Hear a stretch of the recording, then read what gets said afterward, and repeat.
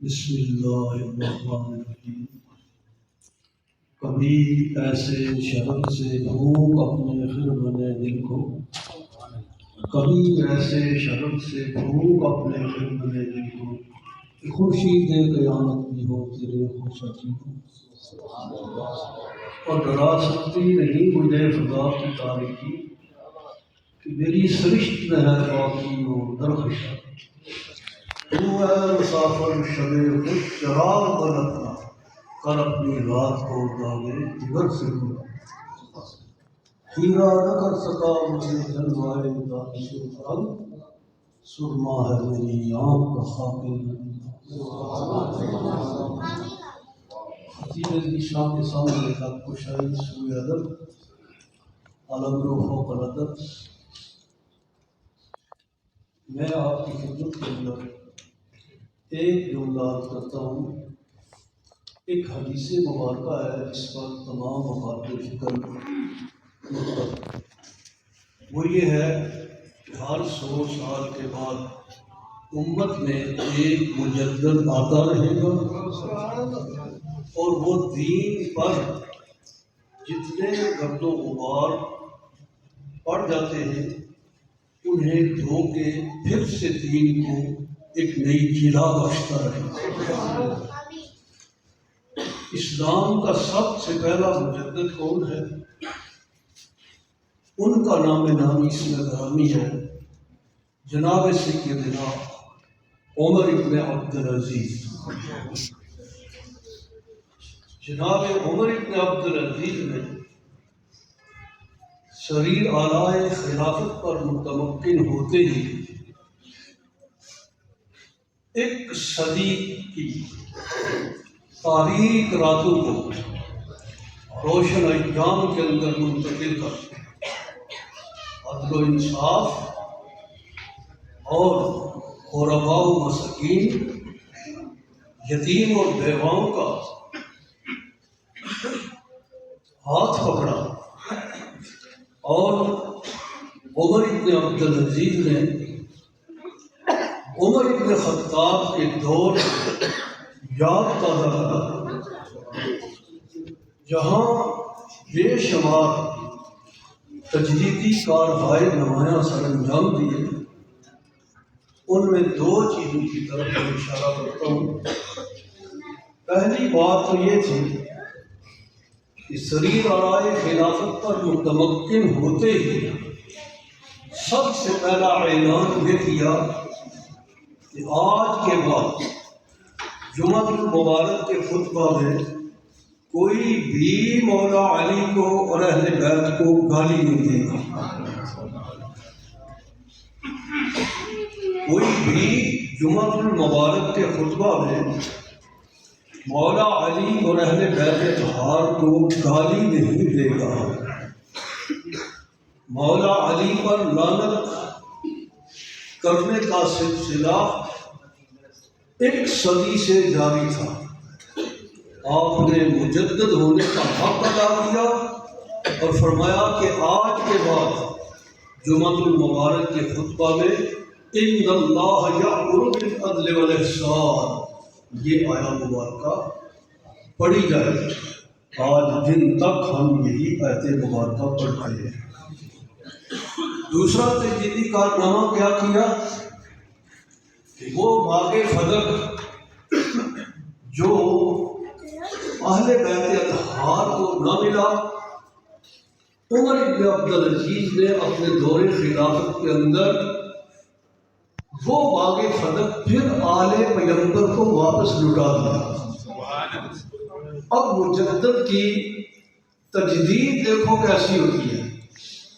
کہا گیا کہ حضور یہ کیا مسئلہ کہ جناب ابوبکر صدیق رضی اللہ تعالی عنہ نے تو باغ فدق نہ دیا اور آپ نے کیوں واپس لٹا دیا؟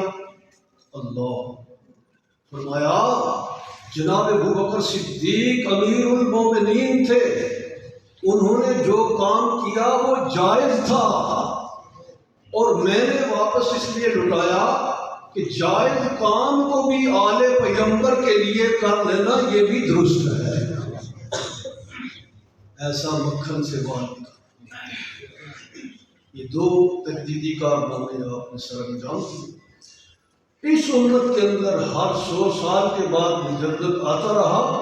مجدد الف ثانی میں اس خطہ بر صغیر پاک و ہند کے اندر ایسا تجدیدی کارنامہ سر انجام دیا کہ ہر مورچے ہر محال پر آپ ڈٹ کر جم کر رہے۔ علماء نے مخالفت کی، مشائخ نے مخالفت کی، خام صوفیوں نے مخالفت کی۔ آج تم بے چین ہو جاتے ہو کہ فلاں بندہ شیخ الاسلام کے خلاف ہے، فلاں مولوی خلاف ہے، فلاں مولوی خلاف ہے، ہم تو کہتے ہیں اچھا ہے خلاف ہے۔ بھائی خلاف ہوگا تو پھر ہی پتہ چلے گا نا۔ حاضرین محتشم، خلاف ہونا لازمی ہے۔ تو مجدد پاک نے ہر محاذ پر کام کیا، چلتے چلتے سلسلہ ہماری اس صدی تک پہنچا۔ پھر ضرورت تھی کسی مجدد کی، پھر ضرورت تھی کہ کوئی تجدیدی کارنامہ سر انجام دیا جائے۔ پھر دین پر گھر و غبار کی اٹیں جمنے لگی۔ اللہ نے اس سب زمین پاک پر شیخ الاسلام کی شکل کے اندر ہمیں ایک ایسا مجدد عطا فرمایا جسے شیخ الاسلام حضرت علامہ ڈاکٹر محمد طاہر القادری کہتے ہیں۔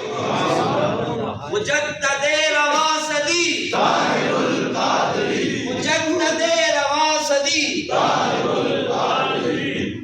طاہر القادری ہے میری آنکھ کا تارا، طاہر القادری ہے واحد روشن کی ضیا، طاہر القادری ہے حسینوں کی بزم کا ستارہ، طاہر القادری ہے اہل بدر کی آنکھ کا تارا۔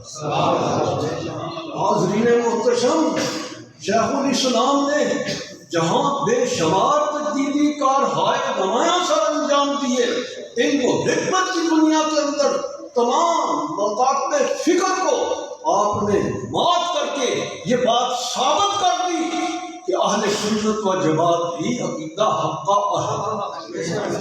خدا کی قسم، آپ کی چھوٹی سی کتاب سے لے کر بڑے بڑے انسائکلوپیڈیا تک بڑی بڑی کتب، کسی ایک بھی عالم نے رد نہیں کیا، اس کا جواب نہیں دیا۔